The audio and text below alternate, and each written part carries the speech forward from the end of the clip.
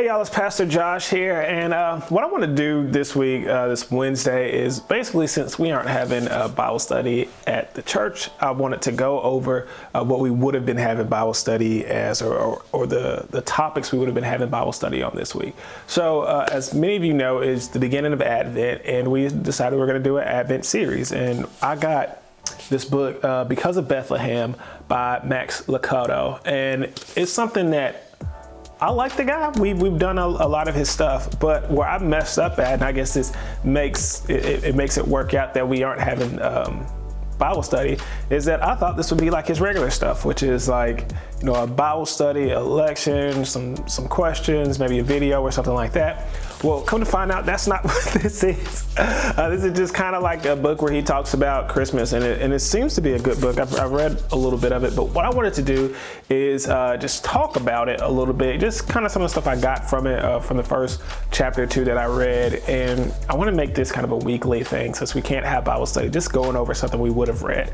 Also, if you come to the church, if you go to the church and you want to read this on your own, let me know. We got copies of it. We'll let you borrow it, just bring it back. It seems to be really nice, and I think a lot of you would enjoy it. So let's just jump straight on into it. One of the things he starts off the book talking about is why he loves Christmas. And, you know, most of us, we think about the gifts, or we think about, you know, the idea of the birth of Christ and things of this nature. And what he said I thought was really interesting was that it wasn't just about the birth of Christ that he likes about Christmas, but he likes the fact that he can talk about the birth of Christ to others. He said somebody always asks, you know, what is this Christmas thing? What is it about? And it gives him the chance to basically spread the faith. And I know we always talk about keep the Christ in Christmas and, you know, all those type of things. And that's what he really hits on in this first one, is not even as much about, you know, how, you know, people are trying to take it out and make it this holiday about presents or whatever like that, but just about how, like, even seeing that manger can make a kid or somebody like that wonder, or somebody who's just not familiar with the birth of Christ or what Christmas is truly about, ask that question, and it gives us a chance to talk with them and to discuss it.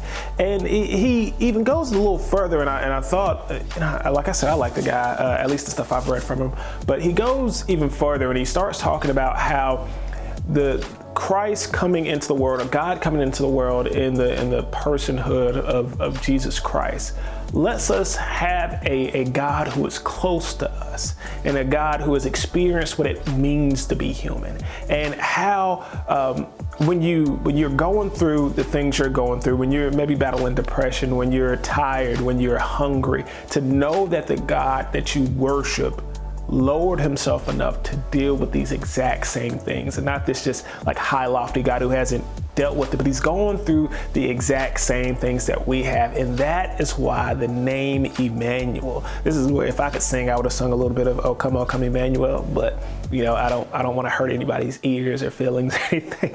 But this is why that name Emmanuel is so important, because it is God with us. That's literally what it means. God. I don't know which one is with and which one is us in the beginning with it, but Emmanuel, God with us. So when we think about the birth of Christ, it is literally God coming into being and being along with us. And one of the things he said, a really good quote, I think, well, it's not a quote, it's a paraphrase, because I don't remember exactly what he said, but he said, what Easter celebrates begins at Christmas. So when we think about the importance of Christmas and why it's important to us and why it's important to the world, I wanted to kind of hit on these three topics. One, use it as a chance to evangelize, I guess would be the word, but to spread the gospel of Christ to those who may have not heard it before, or even those who may have heard it but maybe forgot. Remind them, like, hey, this thing isn't about you getting a PS5, even though I would like one, Shay, if you're watching this. It's about, you know, the birth of Christ and God coming into being with us. And think about, to Emmanuel, God with us, about how personal God is to come down in human form, lower himself to a baby where he has to be cared for by his parents, and he can't do anything on his own, and growing up and going through human trials and human natures and all that. Just so he can understand exactly what it means to be human. And then thirdly, is just to think about, this is where it all starts, y'all. You know, we talk about it beginning in Genesis and all this, that, and the other. It all led up to this point. And I know like the Christmas or I know the biblical year begins in spring. That's what God said. I forgot what the holiday is, but it's one somewhere in spring. And that's what God says, let this be the first of the year. But this right here is the beginning of it all. This is the beginning of our story as Christians. This is the beginning of really everything that matters. Is a couple thousand years ago, this little baby was born in this manger and sat there and in all his wisdom and babiness, little baby Jesus. I don't remember I was going to try to do the Talladega Nights thing, but either way, little baby Jesus was sitting in there, and from that, came all that we are, and came us having a truer and closer relationship with God. So this is kind of off the cuff. I think I like it.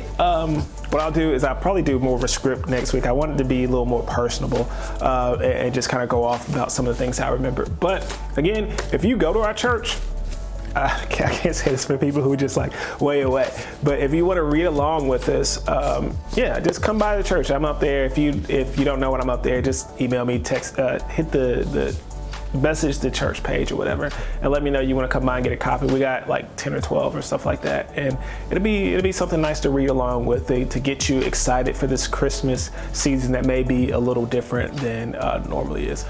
So what I wanted to ask y'all is really a simple question, and I'm gonna use this to wrap the whole thing up, is what ways are you using Christmas to spread the gospel of Jesus Christ?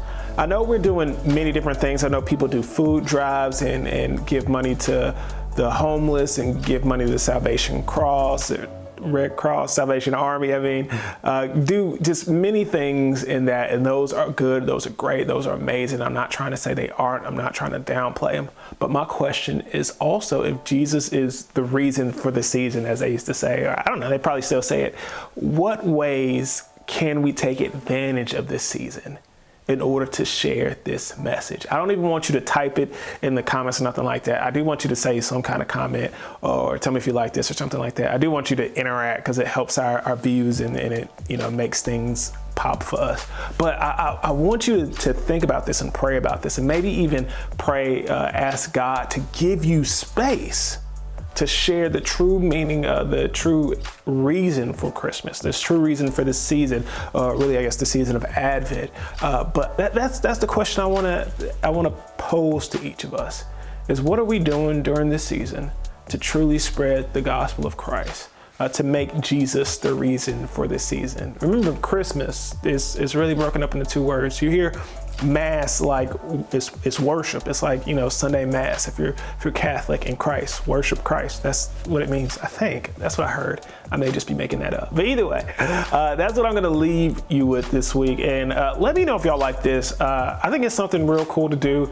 It's real quick. I may actually write a script next time, but I just wanted to do this real quick so that the people who normally come to Bible study and those who never come to Bible study could have something on Wednesday to just meditate on, something real quick, fast, and in a hurry. So I love y'all, and I will see y'all, well, not even next week, Sunday. Yeah, Sunday. Be there. I'll talk to y'all later.